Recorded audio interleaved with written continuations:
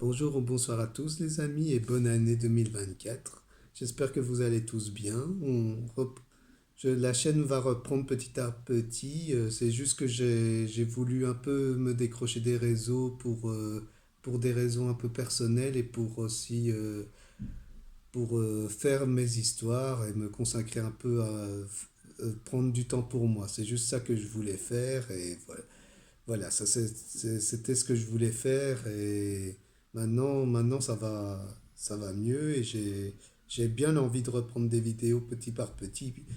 Il faut me laisser un peu le temps, hein, mais je suis prêt à en refaire avec plaisir et voilà quoi, c'est super et vous êtes tous super sur YouTube et voilà, je vais pas me répéter. Et je vais commencer avec Marvel Spider-Man 2, terminé, je l'ai terminé à 100% et je l'ai platiné. Je voulais donner mon avis comme j'avais fait avec le premier que j'avais montré. Vous avez vu quand j'ai joué au jeu. Je vous ai, j'ai terminé celui-ci, hein, et j'ai assez bien aimé le jeu dans son ensemble, c'est juste que je suis partagé envers certaines choses parce qu'il reprend des éléments qu'on voyait dans les précédents jeux Spider-Man, je trouvais, mais après dans l'ensemble, le jeu est bon, hein. Il y a un Peter Parker intéressant, l'intrigue avec Peter est intéressante, euh, les graphismes sont beaux, New York est tellement bien modélisé, c'est vraiment un beau jeu, je trouve. Et, euh, et voilà, après, je trouve Craven est très bien fait, mais on reparlera de Craven plus tard. Enfin voilà, les éléments que je voulais dire que ça se basait sur des précédents jeux, eh ben, c'est Ultimate Spider-Man, Spider-Man 3 et le Spider-Man le règne des ombres, qui étaient des jeux qui avaient leur identité, hein. C'était des jeux qui étaient assez uniques dans leur gameplay. Et, et le Reine des Ombres a surtout inspiré un Spider-Man 2. C'est un peu un remake de ce qui se passe dans le Reine des Ombres. Mais après, j'avoue que dans Spider-Man 2, ça réussit à mieux le faire pour certaines choses, à part que c'est référencé avec les symbiotes qu'on voit, avec les toxines et les autres symbiotes, quoi. C'est ça en fait. Après, dans celui-ci, avec Spider-Man en noir, on avait un côté plus... on voyait les impacts du costume noir, surtout dans la version PS3, qu'il fallait contrôler le costume et tout ça, ça avait son importance, comme Spider-Man 3, hein. Spider-Man 3 faisait pareil, et c'est ça que je trouvais ça mieux fait que dans les Spider-Man 2. Parce que dans Spider-Man 2, on ressent trop la puissance du costume noir et c'est trop abusif pour moi, je trouve. Même quand on joue Venom, ça c'est dans Ultimate Spider-Man, on peut jouer Venom, mais là on peut le jouer librement, hein, après le mode histoire. C'est pas comme dans Spider-Man 2, mais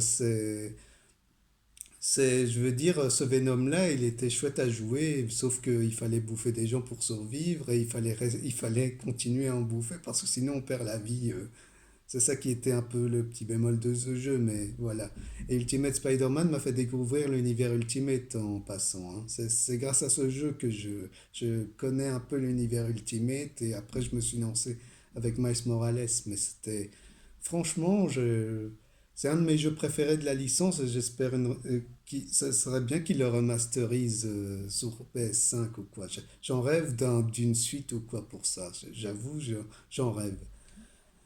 Après, voilà, de ce que j'en pense du jeu dans son globalité, c'est que c'est bien. Ça reprend ce qu'on voit avec Todd McFarlane qui a fait qui est la naissance de Venom, hein.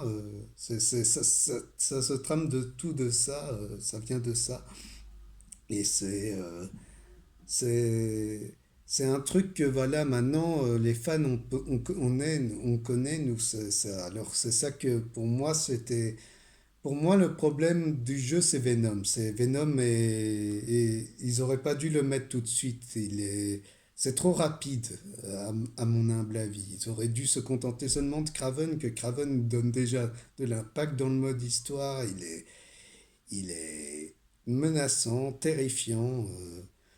C'est vraiment intéressant de le voir se confronter à Spider-Man et après, voilà, après ça développe aussi ce qu'on voit dans Spider-Man, la dernière chasse de Kraven, aussi de J.M. de Matisse et Mike Zeck, hein. Ça s'inspire de ce qu'on voit de ces comics et c'est assez... enfin, je trouve que ça s'est montré comme des gros sabots dans le jeu vidéo de ça, hein. Ça se voit que c'est inspiré de ça et c'est inspiré parce que c'est pour faire plaisir aux fans avec Venom. Bien sûr que Venom, beaucoup détestent Venom pour son film qui est sorti avec Tom Hardy, que moi, pour ma part, je ne déteste pas le film dans son contenu, en fait, je veux dire, hein. Je trouvais que dans le film, au moins, dans le film Venom, ils arrivaient à prendre plus de liberté avec de ce qu'on connaît de Venom. Et là, c'est différent. Ça voulait essayer là, ça voulait, pour le film Venom, je veux dire, ça voulait essayer de faire quelque chose de nouveau. Et c'est ça que j'ai trouvé ça intéressant dans le film de Venom. Après, voilà, dans Spider-Man 2, ça m'a pas trop emballé l'histoire avec Venom, et même si sert à quelque chose, hein, on voit qu'il y a des conséquences après, on voit que tout va mal, hein. Il y a les quêtes secondaires qui sont super cool à faire avec Carnage, alors que moi, Carnage, je suis pas fan de ce personnage à la base, et j'ai trouvé il était bien utilisé, hein. Sauf que c'est une mission assez rushée parce que tout va vite. Il faut que ça vaille vite pour que ça avance un peu, et c'est ça qui est un peu dommage. Après, voilà, j'ai assez bien apprécié avec le Caméléon aussi, que je m'attends à le voir dans sa suite, que je pense qu'il pourrait jouer un rôle central pour la suite, et c'est ça que je trouve intéressant. Et je pense que la suite va amener à une conclusion sur le Spider-Man de Peter Parker en tant que tel.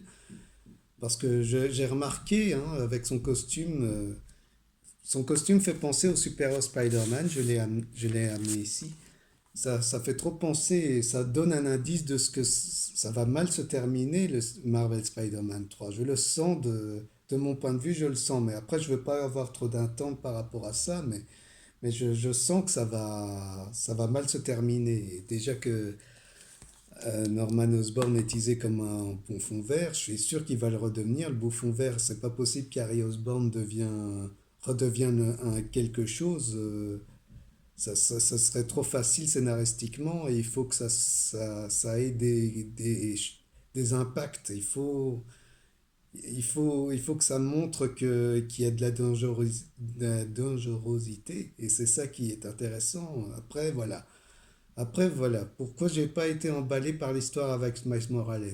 Parce que Miles Morales, j'ai remarqué que depuis Into the Spider-Verse, maintenant, le personnage est assez surcoté pour ce qu'il est, hein. On lui donne beaucoup trop de pouvoirs, on lui donne des pouvoirs de jeu. On dirait qu'il a des pouvoirs de personnages de jeux vidéo, quoi. Il les obtient de façon. Ah tiens, c'est comme le Venom de Flash Thompson en y pensant, que je trouve. C'est la même chose. Il a atteint les mêmes pouvoirs que lui.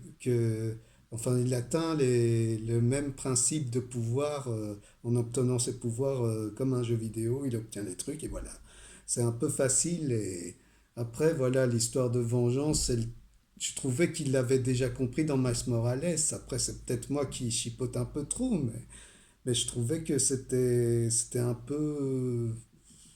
Ça aurait pu ça aurait pu être mieux fait. Après, voilà, le jeu n'est pas mauvais, n'est ni mauvais ni bon pour moi. Enfin, le jeu arrive à un équilibre assez satisfaisant, hein. Il a des personnages intéressants. Il y a un Peter Parker qui est attachant. Ce Peter Parker, il est très attachant, je trouve. Je l'apprécie. Ça me fait aimer Spider-Man. pour moi, il me fait oublier Tom Holland que je déteste le Spider-Man de Tom Holland et ça. Désolé pour ceux qui l'aiment, mais je le supporte pas ce Spider-Man. Et voilà, après, voilà, ce jeu ne m'a pas fait beaucoup ressentir beaucoup d'émotions, mais c'est plus God of War Ragnarok qui m'a fait ressentir des émotions. Ça reste mon meilleur jeu de l'année 2023, hein. Quand j'ai commencé l'année 2023, j'ai commencé avec God of War Ragnarok, j'y ai joué, j'ai adoré, je l'ai refait sur PS5 et ce jeu, je l'adore. J'attends même sa suite. Je me demande comment Santa Monica vont gérer ça et je suis vraiment curieux de voir comment ils vont faire ça. Et après, voilà, hein. Et après, je fais confiance à Insomniac pour le jeu Wolverine, hein. J'ai vu que le jeu a subi une cyberattaque et on voyait vraiment que en fait, le gameplay avait l'air intéressant, je trouve, de ce que j'ai vu. J'ai pas tout vu, mais j'ai vu que ça avait l'air intéressant, hein. On pouvait grimper avec les griffes et tout. Il y avait des techniques avec les griffes qui n'avaient pas ça dans X-Men Origin Wolverine. Enfin, X-Men Origin Wolverine, le jeu adapté du film, et, et, et ressemblait à un God of War, hein. C'était du pourrinage, voilà, sanglant à souhait. Et voilà, moi j'avais bien aimé le jeu. Je l'ai sur PlayStation 2 et sur PS3. Sur PSP, je l'ai eu dans différents supports et c'était tellement bien foutu, quoi. Et voilà, après j'ai vu qu'il y a d'autres jeux qui sont annoncés et que j'attends parce que pour moi, les jeux vidéo arrivent à mieux développer leurs personnages et l'univers est plus intéressant pour qu'est le personnage. Ils comprennent ce que les gens veulent, j'ai l'impression, dans le jeu vidéo. C'est ça que j'ai l'impression.